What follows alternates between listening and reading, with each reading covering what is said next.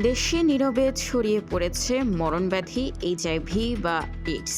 সম্প্রতি কুমিল্লার মাত্র 1 মাসের ব্যবধানে 3 জনের মৃত্যু এবং চলতি বছরে মোট 7 জনের প্রাণহানি এই চোখ রাঙানিকে আরও স্পষ্ট করে তুলেছে। চিকিৎসকরা বলছেন, কেবল কুমিল্লা নয়, পুরো দেশেই অলক্ষ্যে বাড়ছে এই ভাইরাসের প্রকোপ। স্বাস্থ্য অধিদপ্তরের তথ্য বলছে, গত 1 দশকে দেশে এইডসে আক্রান্ত হয়ে 1200-এরও বেশি মানুষ মারা গেছেন, যেখানে 2021 সালে মৃত্যু হয়েছে 205 জনের।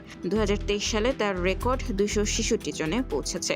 সবচেয়ে আশঙ্কাজনক তথ্য হলো 2024 সালে যেখানে রোগী শনাক্ত হয়েছিল 1438 জন, 2025 সালে তা 1 লাফে বেড়ে দাঁড়িয়েছে 1891 জনে।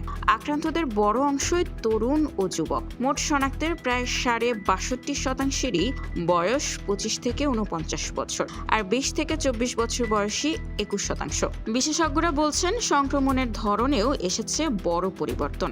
আগে রক্তের মাধ্যমে ছড়ালেও বর্তমানে সবচেয়ে বেশি ছড়াচ্ছে যৌন সংক্রমণের মাধ্যমে, যার মধ্যে পুরুষ সমকামীদের মাঝে সংক্রমণের হার উদ্বেগজনকভাবে বৃদ্ধি পেয়ে দাঁড়িয়েছে প্রায় 34%। কিন্তু কেন বাড়ছে এই মৃত্যু?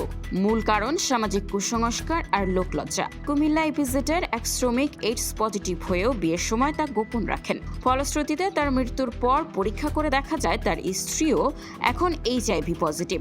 লোকলজ্জার ভয়ে রোগ লুকিয়ে রাখার এই লুকোচুরি পরিবার ও সমাজে ভাইরাসটিকে ডালপালা মেলার সুযোগ করে দিচ্ছে।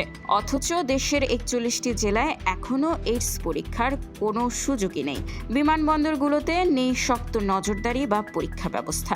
জনস্বাস্থ্যবিদদের মতে, ঝুঁকিপূর্ণ দেশ থেকে আসা প্রবাসীদের বিমানবন্দরে বাধ্যতামূলক পরীক্ষার আওতায় আনা এখন সময়ের দাবি।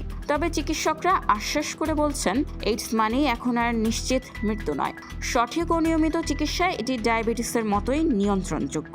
সরকারি হাসপাতালে এর পরীক্ষা ও ওষুধ মিলছে সম্পূর্ণ বিনামূল্যে। তাই লোকলজ্জা ভুলে লক্ষণ দেখা দিলেই পরীক্ষা করান। আপনার সচেতনতাই পারে একটি নীরব বিপর্যয় থেকে দেশকে রক্ষা করতে। নিউজ ডেস্ক, খোলা কাগজ, ঢাকা।